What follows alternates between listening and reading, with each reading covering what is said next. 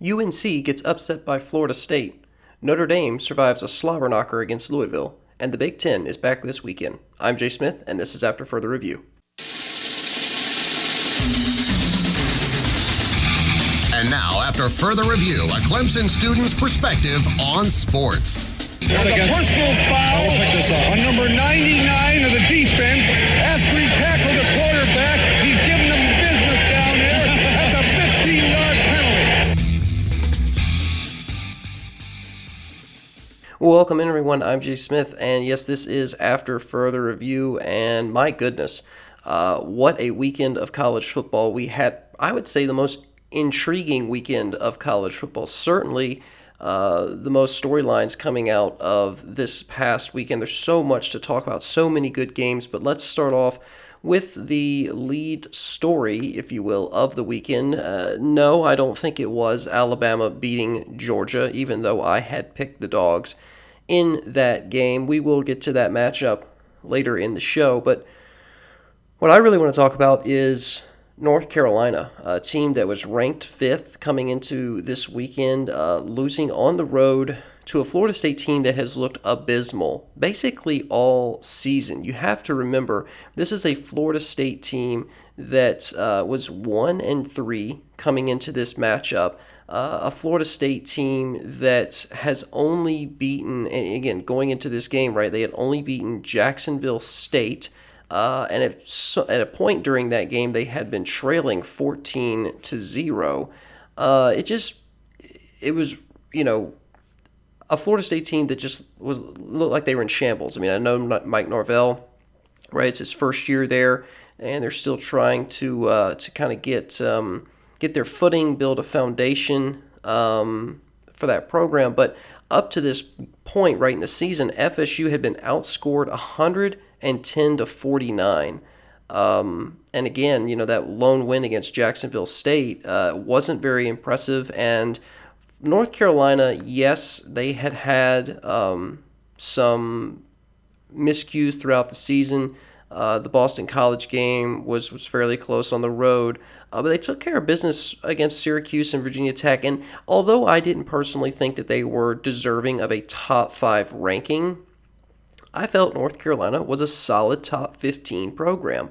And I felt like, Sam Howell had played well, and that they were certainly in the conversation of, competing with maybe a Notre Dame and possibly taking on Clemson in an ACC championship later on this year. Well, now that's sort of gone out the window. There's going to be a lot of questions in Chapel Hill after this weekend, and look, there's a big matchup coming up against NC State on Saturday at noon, and it'll be a home game for North Carolina, which I think is what you need after a close loss, regardless of whether it's at home or on the road. It's always nice to go back and play at home, and so I think that will help North Carolina in this matchup.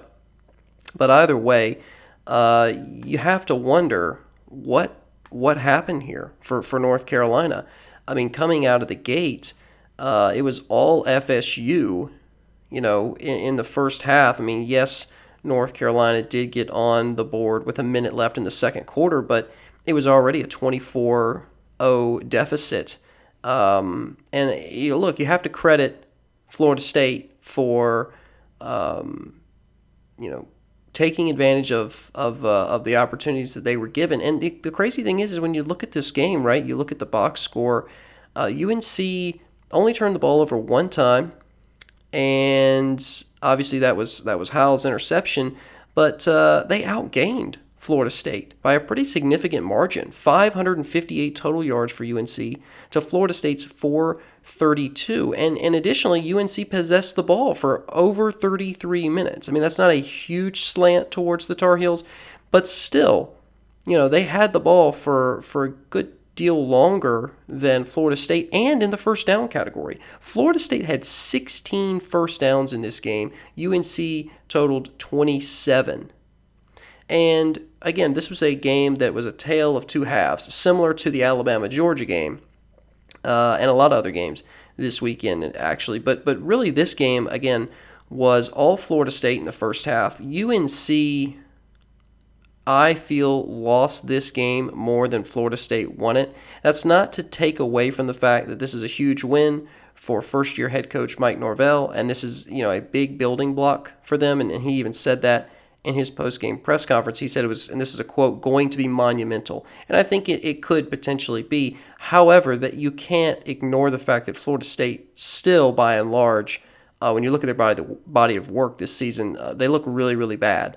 And I think beating a fifth-ranked Tar Heel team who probably weren't really deserving of that number 5, it looks good on paper. But when you really break it down and you look at how this game unfolded, it leaves you with, I think, a realization that, okay, yes, things kind of had to go Florida State's way, and they did, right? In the first half, they certainly did.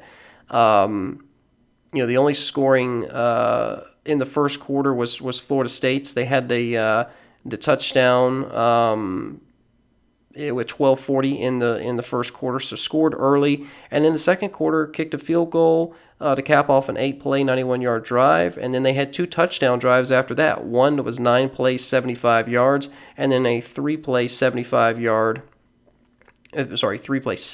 drive. So that way, again, with 2.5 minutes left in the second quarter, they were already up 24-0, and you could tell that the Tar Heels were shell-shocked, right? I mean, there was obviously no energy on their bench, and luckily they were able to kind of scrape together some sort of momentum with that touchdown drive late in the second quarter. But again, as this game progressed and as UNC got more comfortable and as Sam Howell got more comfortable, because make no mistake, the first half, Sam Howell couldn't get comfortable because his offensive line wasn't giving him any protection. And so as this game progressed into the third quarter, that's when UNC really started to emerge, and they had those 2 touchdowns to pull within 10. And so we went into the fourth quarter with a 21-31 ball game. And honestly, again, watching this game, it felt like, even though Florida State was up by 10 points, it just felt like a matter of time. Honestly, it really felt like a matter of time before the Tar Heels pulled this one out. And so that's what made it so shocking when they had an opportunity late in the game. They had already scored another touchdown with about 5 minutes left in the game, and they just weren't able to convert. Right? They had the ball with about 2 minutes left and went 7 plays, 37 yards, and obviously turned it over on downs. And they had 2 dropped passes to cap off that drive. One was a 3rd and 9 at the Florida State 41, and Howell threw it to Daz Newsome. Just was a good throw, should have been caught. It was incomplete, and that brought up a 4th and 9, and Howell threw it to Javonte Williams. And again, he just dropped the ball. I think he was already kind of starting to go upfield and was thinking more about that than catching the football, or it was just nerves. It could have just been straight nerves. Either way, a really shocking way to lose a football game. At the very least, this game should have gone into overtime. And I think if you're Florida State, certainly this is a big win, and you need to celebrate that win. But this is really more about North Carolina losing this game than Florida State winning it. I don't think anybody in their right mind would say, "Oh yeah, Florida State, they're going to compete with the NC States and the Pitts and the Clemsons of the ACC." No, right? I mean, we have no basis for that claim. I mean, again, Notre Dame, they played the week before, got thrashed 42-26. So again, and Miami, right, on the 52-10. Georgia Tech, they lost to Georgia Tech 16-13 in the season opener. A Georgia Tech team that just got beat 73-7 by Clemson at home. Largest margin of victory over any opponent in ACC history, that Clemson-Georgia Tech game. So, no, Florida State is still at the bottom of the ACC, and they're going to stay at the bottom of the ACC until they start to figure out some of the issues that have been plaguing them. Now, look, Jordan Travis, their quarterback, played, I thought, well in this game. I was impressed. He hung in there. He took a few shots. He was clearly favoring that shoulder towards the end of the game, but stayed in, and I thought that that was a big moment for him. And again, this is for Florida State, right? A team that's coming into this, they're 1-3. Their only wins against Jacksonville State. They've looked terrible.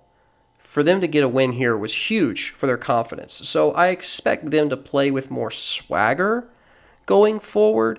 I don't expect them to win football games. There's a big difference, okay? You can play with swagger and still suck. And Florida State still sucks. And they're going to lose to Louisville. They're going to lose to Pitt. They're going to lose to NC State. And they're going to lose to Clemson. They're going to lose their next 4 games.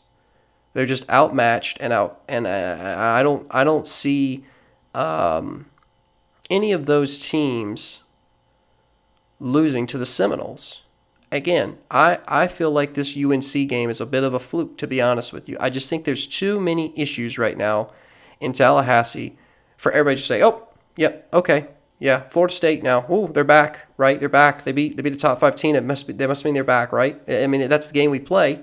That's the game we play every time that Texas or Tennessee or Miami or USC, like every time they win a game against a ranked, oh, they're back. No, Florida State's not back.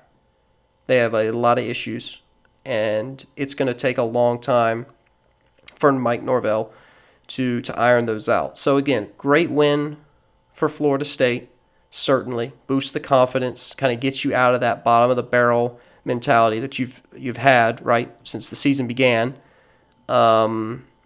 But I think this is really more of an issue for UNC, and I think this this kind of exposed them in a way. And I said this a second ago. I'll say it again, and I've said it weeks prior. I didn't feel like North Carolina was a top 5 team. I think their ranking right now at 14th is about where they should have been going into this Florida State game. I don't think North Carolina has really done anything to warrant a top 10 or top 5 ranking. And the only reason they got that nod, as we've discussed on shows prior, was when they removed the Pac-12 and really the Big 10 from the AP poll at the beginning of the season. It boosted, right, those schools like North Carolina and a handful of others. And they never really went back down when those other conferences began to get included in the rankings again. And so you were sitting there with a North Carolina team at 5 going, okay, they've played Syracuse, Boston College, and Virginia Tech. One of those teams was ranked, Virginia Tech. They beat them 56-45. They played Boston College close.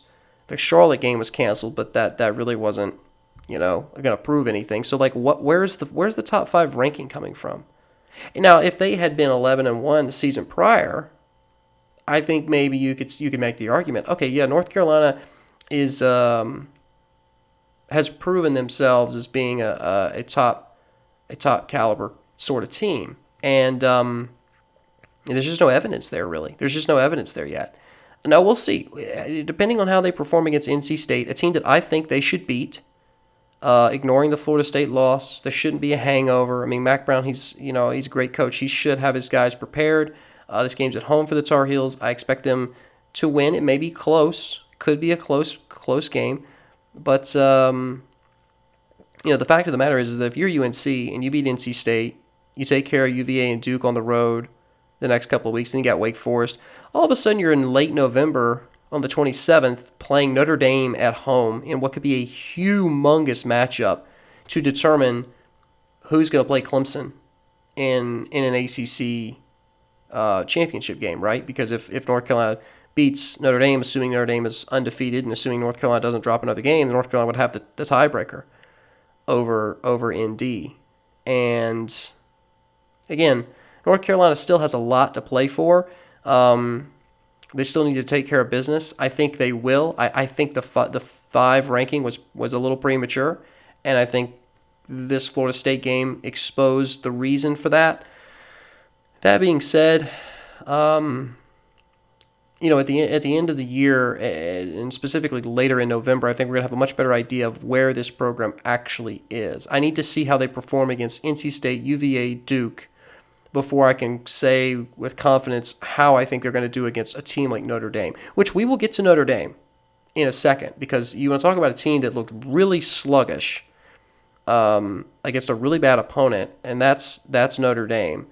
I was rather surprised at Ian Book's performance and the entire performance of Notre Dame. But again, we will get into that game a little bit later. But to wrap up this first segment of the show, I mean, look, there were a lot of good games this weekend. A lot of games that I think we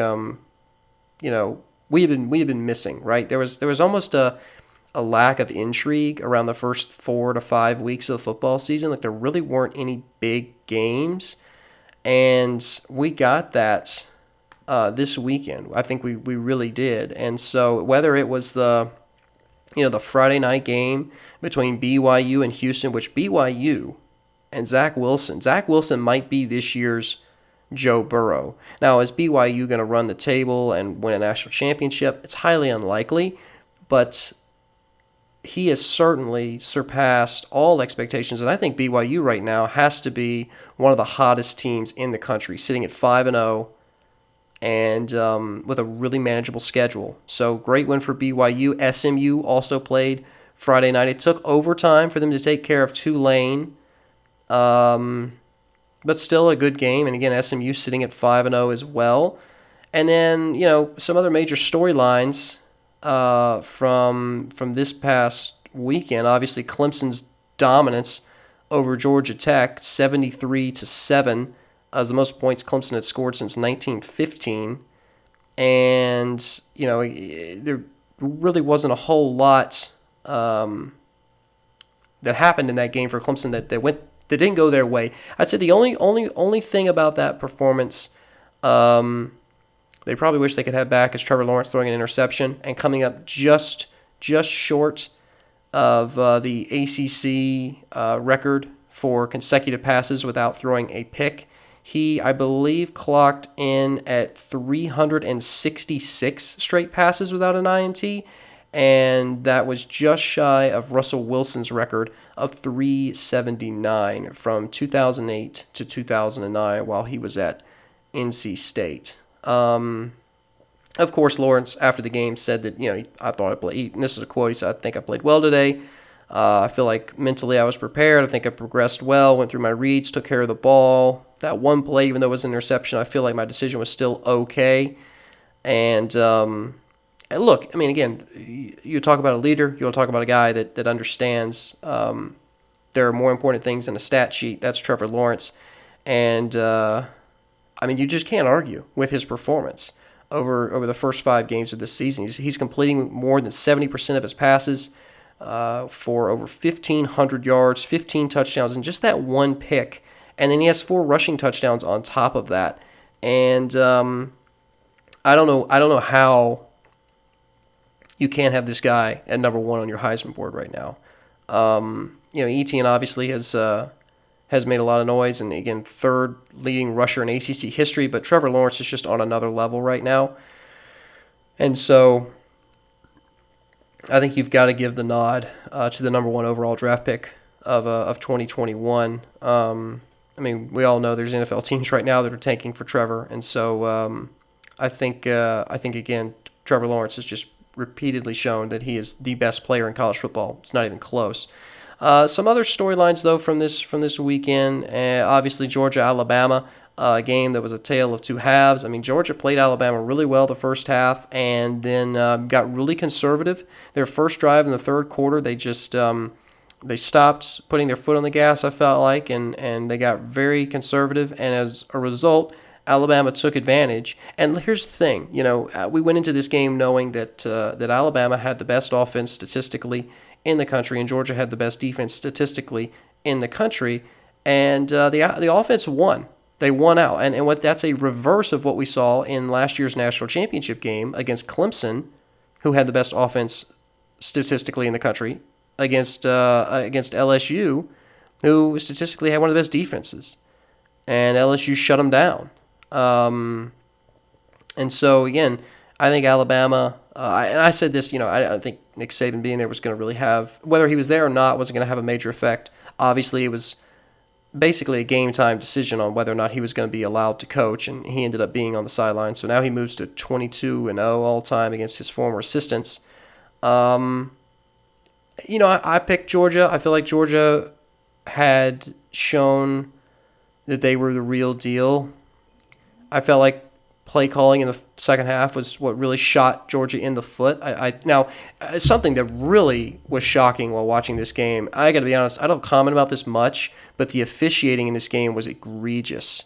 I mean, there were some really suspicious calls in favor of Alabama, especially in the second half of this game. And I don't think you can't make an argument that they totally steered the outcome of the game one way, right? If this was like a 3-point game and it came down to one call, like then it just felt like, my goodness. I mean, it really felt like Georgia was out there playing the refs for most of the third and fourth quarters. Now, again, you're always going to have unforeseen adversity if you're trying to be a championship type team, and I'm not trying to make excuses for Georgia. It was a very, I felt, slanted officiating performance, especially in the second half. But either way, Georgia was way too conservative, and they kind of got away from what had been working for them in the first half. And Alabama continued to score. Alabama was not inconsistent at all, and Georgia was inconsistent, especially in the second half. And so that's why you ended up with a 41-24 final score. Other games, I guess, of note this weekend, a lot of people didn't see this coming, but Tennessee lost badly to Kentucky. Actually, the worst loss for Tennessee as a ranked team against an unranked team. They lost this one 34-7. They got absolutely smacked. And it's really surprising to me that nobody really gave Kentucky any benefit of the doubt here, any chance, because I felt like Kentucky was much better than their record indicated. I thought they were a little underrated. I thought Tennessee was overrated, and they proved that. I think this weekend. I think Tennessee, is not worthy of being ranked, and they're still a perennial middle of the pack team. I think Kentucky still is in that. They're not in the top tier of the SEC. They're still in that middle portion, but they're still better than Tennessee. And so it's just an interesting going through Twitter and seeing how many people that were shocked over the result of this game. And I'm like, no, if you looked at the X's and O's here, you would know that this was a good matchup for Kentucky, and they performed well in this game. Auburn also lost to South Carolina on the road. Again, this is a really bizarre second half performance for Gus Malzahn and the Auburn Tigers. Bo Nix didn't look great in this game. But still, Auburn being held to 6 points in the second half, 2 field goals, just makes you wonder, what went wrong. Nix didn't throw a pick in this game. It just felt like Auburn could never really get going, and they could never move the ball for more than a handful of snaps, and they just couldn't string together long drives. And it really, it just played into South Carolina's hands, and they made big plays. They played inspired, and so South Carolina got that win 30-22. But overall, like I said, it was a good weekend of college football, and still other games I didn't have a chance to mention.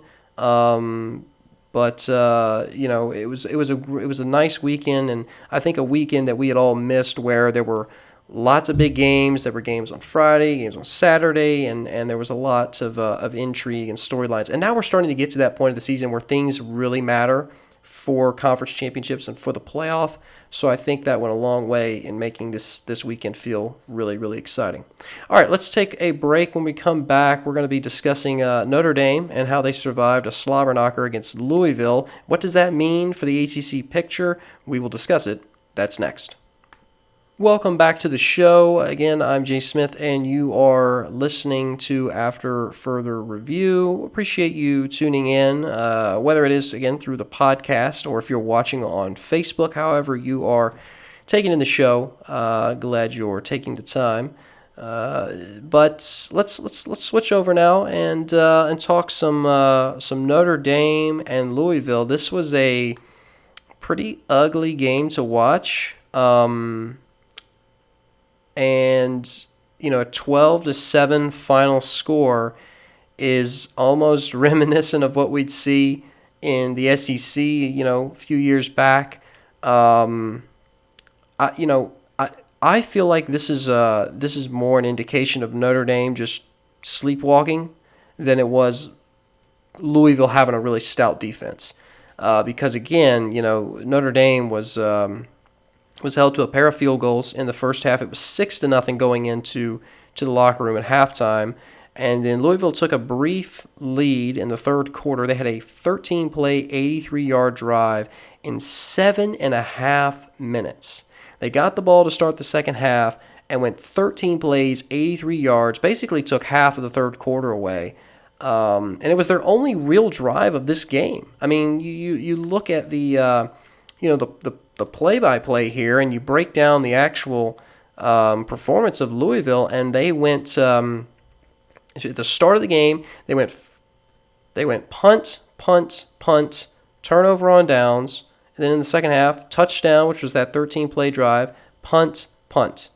So Louisville only had the ball in this game 7 times, and they punted the ball 5 of those times, and then again they turned the ball over on downs right at the end of the first half. But there are other drives where 4 plays had to punt the ball, 6 plays had to punt the ball, 3 plays had to punt the ball, 7 plays had to punt the ball, 5 plays had to punt the ball, and they really didn't get any yards on those drives either, right? They had drives of 13, 29, 3, 60, 18, and 6 yards in this game, excluding that scoring drive of 83 yards.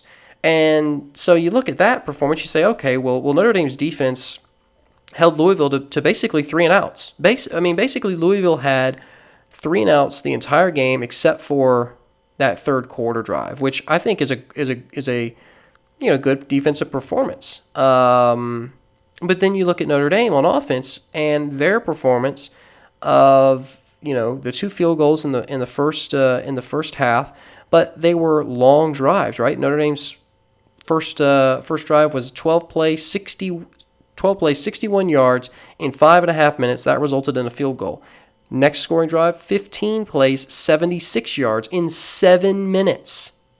Okay, that right there is 12.5 minutes of football, over 130 yards and 27 plays, and all you get out of that is 6 points. There's the problem for Notre Dame. You have long drives, double-digit play drives, and you can't put the ball in the end zone. Now, yeah, you're going to have a couple drives like the one they had after with 3 plays, -7 yards. Right? You're going to have some 3 and outs.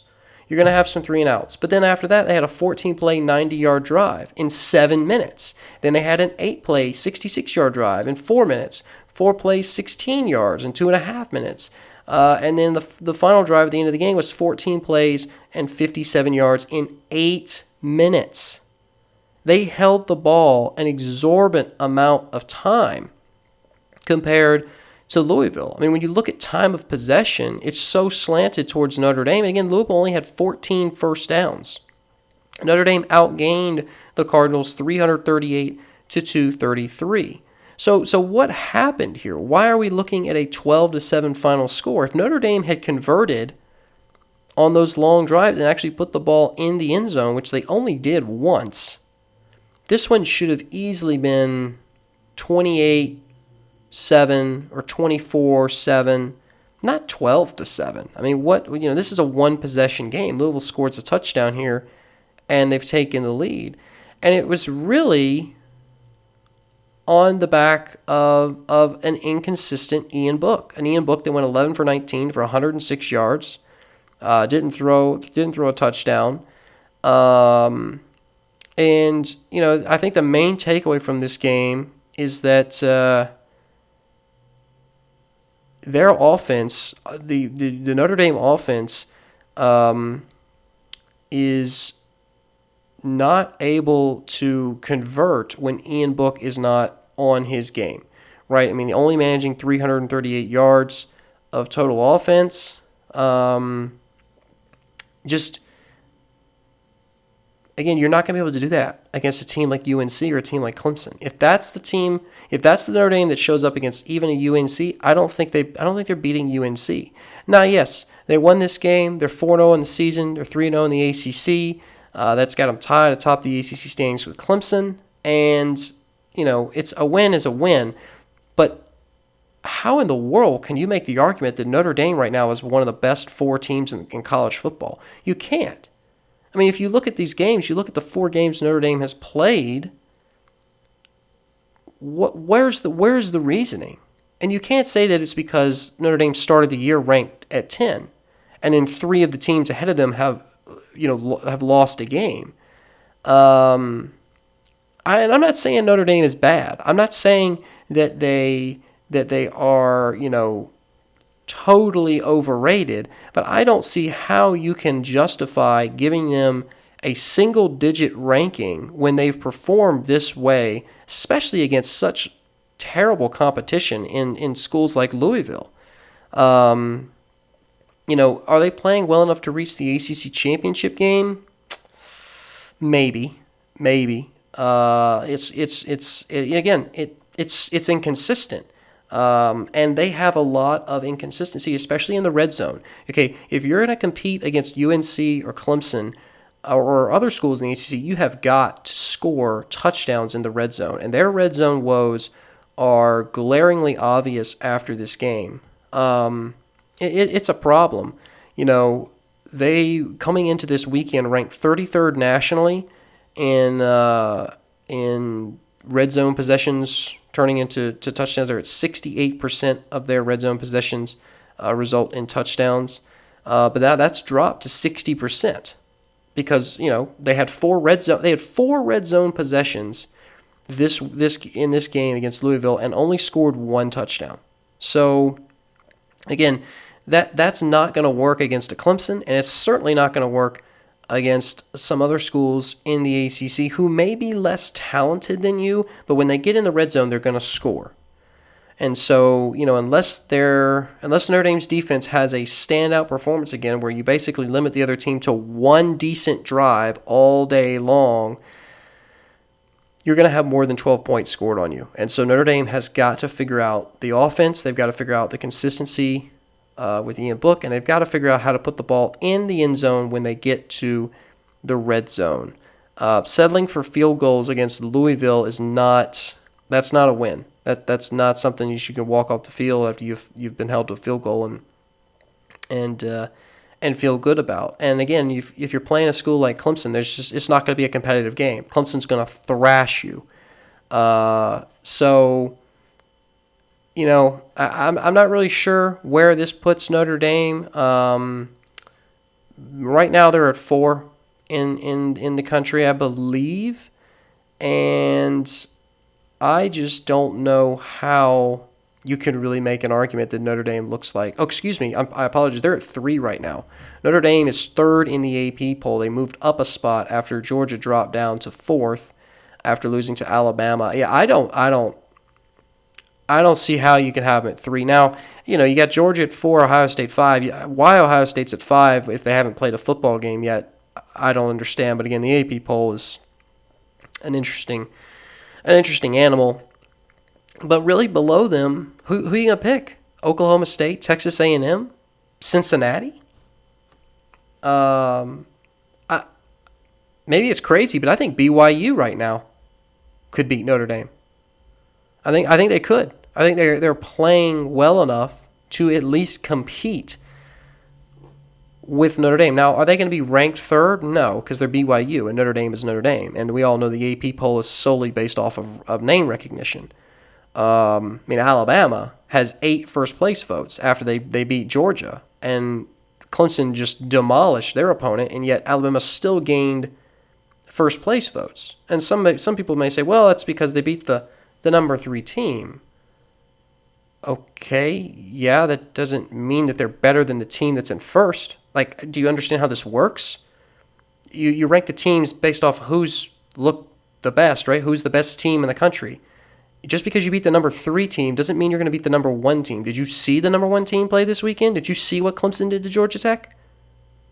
and yet Alabama gets more first. They've gained first place votes. Bizarre. I mean, it just is really bizarre. It's stupid, really, is what it is. But back to Notre Dame specifically. Look, again, I think this points to some issues that they have, and they need to solve a lot of those before we get deeper into this season, because they got 2 road games coming up at Pitt, at Georgia Tech. I think Pitt may be a bit of a challenge. Georgia Tech they should take care of, but then you got Clemson November 7th. You got UNC on the road November 27th. So there's only a couple weeks left for Notre Dame to really figure their stuff out. Now, having that game against Clemson be at home for them is certainly an advantage, but it's not going to save them, right? It's not going to save them. So they're going to need to put the ball in the end zone and score 6 points consistently if you want to beat Clemson. And right now they really have a lot of issues in that department. So we'll see. We'll see how Notre Dame does against Pitt. I think that'll be a good indicator of what they'll be able to do against, again, a school like Clemson, who's the consensus number 1 team. All right, one last break, and when we come back, we're going to be talking Big Ten. They are back this weekend. It's the first weekend for the Big Ten football season. We will talk about some of the big matchups within that conference next. Stick with us.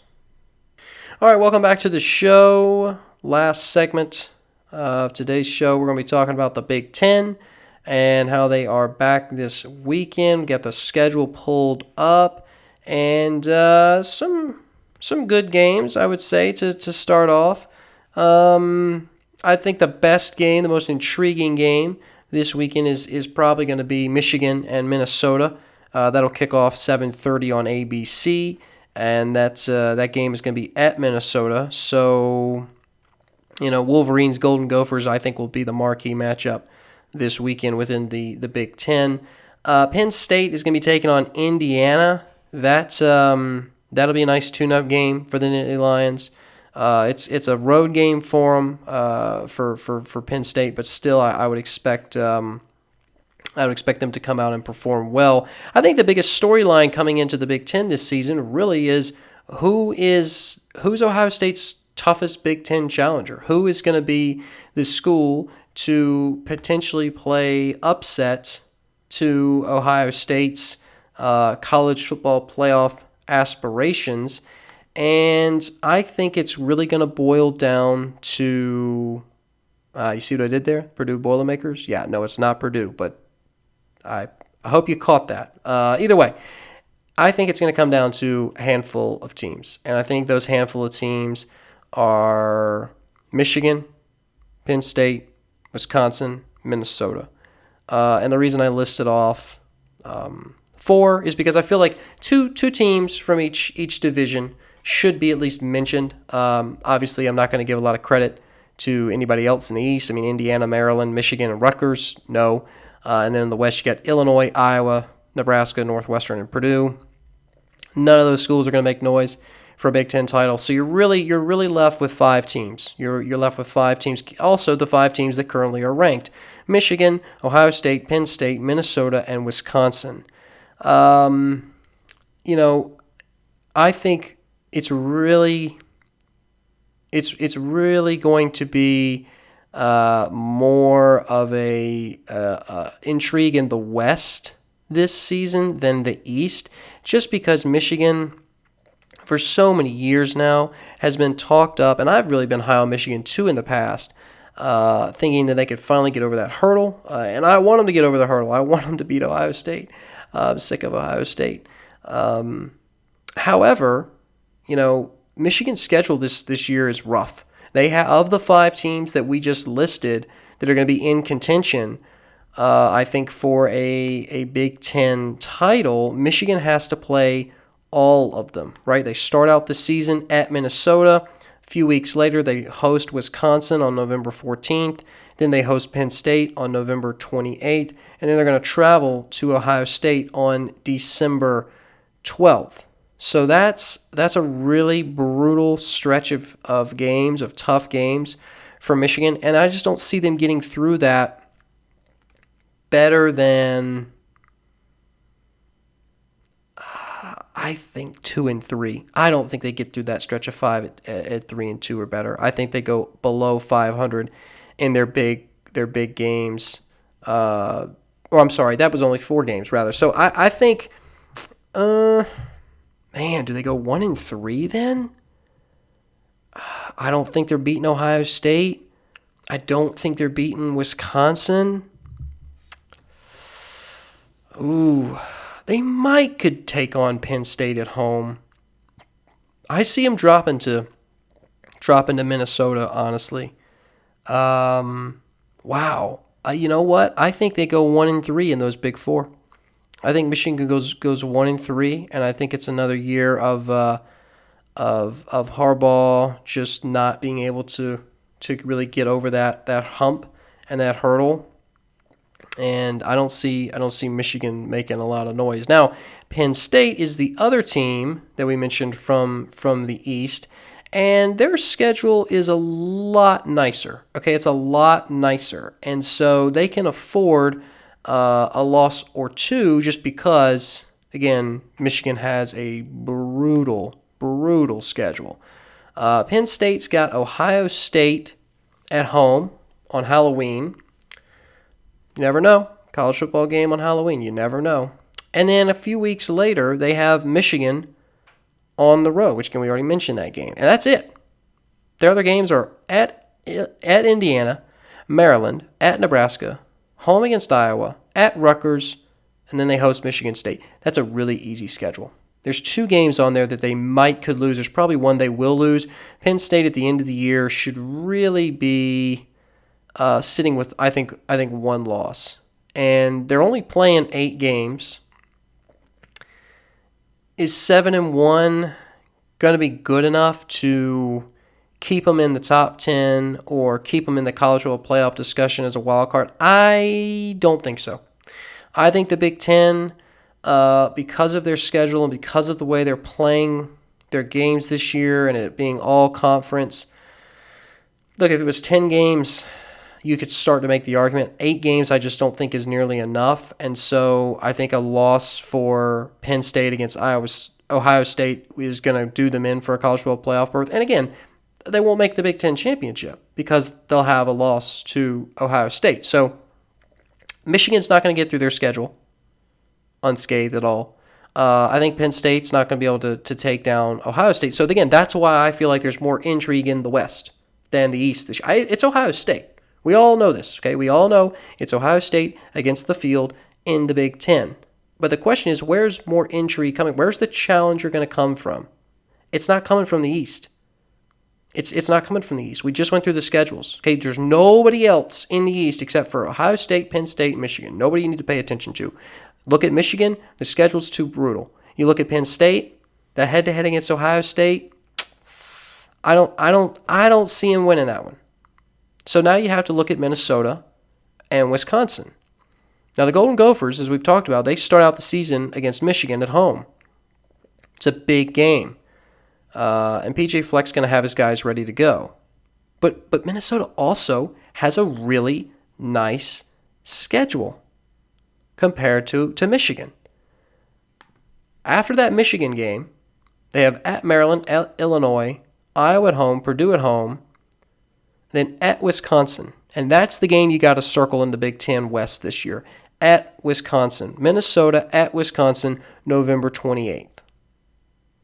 Because after that, they got Northwestern and at Nebraska. Now, certainly, anybody could potentially beat Minnesota. You know, they're not invincible. They're not Clemson this year so far. So they could drop a game they don't have any business losing. But the point is that on paper, Minnesota has a really nice path to taking on Ohio State in a Big Ten championship. Now, the last team I want to mention are the Wisconsin Badgers. Wisconsin is in a similar boat to Minnesota in terms of schedule. You know, they play at Michigan week 4. So they're going to have a nice template from the Minnesota-Michigan game to figure out what they need to do against Michigan 4 weeks into the season. And then obviously they host Minnesota. on November 28th. So if you were to ask me which team right now is in the best position to take on Ohio State in the Big Ten championship, it's Wisconsin. And it just comes down to scheduling. It just comes down to who you got to play. Michigan is out. There's no way they get through all four of those teams without losing at least a couple. So you got to get rid of the Wolverines. Penn State, again, the head-to-head against Ohio State, being in their own division, it's going to be really tough. I don't think they're going to get through. I think Penn State finishes 7-1, but I don't think they're going to beat Ohio State. So that takes you into the West, because again, the Big Ten is doing divisions this season. And of Minnesota and Wisconsin, both Minnesota and Wisconsin only have to play Michigan and then each other. The difference is Wisconsin gets to wait 4 weeks before they have to play Michigan, and then they host Minnesota in what could be the tie-breaking game in the West. Even if both of those schools lose to Michigan, that's still the potential tiebreaker game. So I think the Badgers are going to end up facing Ohio State in the Big Ten championship, and that's based off of looking at schedules and who has the easiest path. Now again, all this can change. We haven't really seen any of these teams play yet, so it's hard to make a definitive statement. But based off of available what we've got to work with here, you should probably be leaning Wisconsin. Still though, there's going to be intrigue around the Big Ten, I think, this season. I mean, this kind of goes back to the ACC, right? At the beginning of the year, it was the same question. It was, okay, Clemson's the front runner, and then who's going to compete with them? And as the season has progressed, right, we have seen storylines develop, not all on the same tier of who's going to be Clemson, but down in the second and third tiers of the conference. Miami, UNC getting in there for a little bit, and now obviously Florida State has kind of gotten themselves maybe on a right track to some degree. I think NC State you have to look at and give credit to them. So there's been more to talk about in the ACC. I think that's the point. The ACC is finally becoming interesting again. Make the ACC interesting again, and they've done it. It's been much more interesting this season than it has been the last 2 to 3 years. And I think you're going to see the same thing from the Big Ten. I don't think the Big Ten is going to be boring, and I don't think it's going to come down to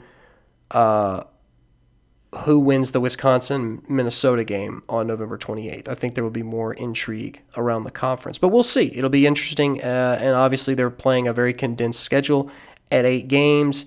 I think one loss and you're out. Ohio State, again, is the favorite, and it's also because of their schedule. I mean, they have the talent, sure, but look at the schedule, right? They got at Penn State on Halloween, and they have Michigan at the end of the year, and then everything in between is just soft and squishy and easy. I mean, Rutgers, Maryland, Indiana, Illinois, Michigan State, Nebraska. My goodness, what a soft. I mean, you're Michigan. You got to be sitting there going, what the heck, guys? Like, who's scheduling these games? Michigan just got screwed compared to the other 4 teams in the Big Ten that are going to be competitive. The Ohio State, the Wisconsin, the Minnesota, and the Penn State. Like, Michigan just got screwed. So, right now, favor the Buckeyes, but keep an eye on the Badgers. Keep an eye on the Golden Gophers.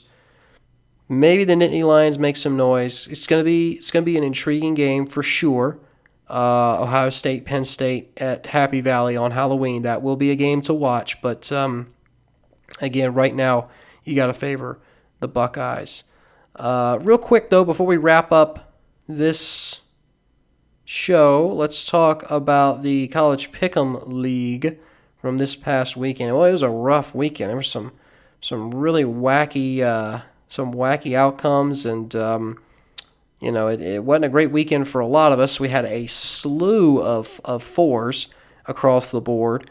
I think we had 8 4s. But one man emerged victorious this week. He had 6 correct picks, and that is Aaron Long. So congrats to Aaron. He's I believe our first solo repeat winner from this season, and he is sitting at 25 points right now. Got a handful of people at 23 behind him, so 22s, 21s, some 20s, some 19s, and then down into the 17s, and then the teens. We got, looks like 4 guys right now, 4 guys in the top 90 percentile, so again, top 10% in terms of nationally. And then our like I said, our leader, Aaron Long, is at 99.7%. So he is in the top 0.3% of people around the country with his 25 correct picks. So again, congrats to Aaron Long with 6 correct picks from this past weekend.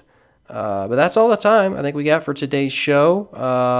We'll have a lot more to talk about later this week, and it's going to be exciting. It's finally getting the Big Ten back in the swing of things, and so college football definitely feels like it's back, and it's really exciting to see how lots of games are now generating storylines, and there's been a lot more intrigue around college football. Appreciate you tuning in. Hope you enjoy the rest of your day. We'll see you back here Friday. I'm Jay Smith, and this has been After Further Review.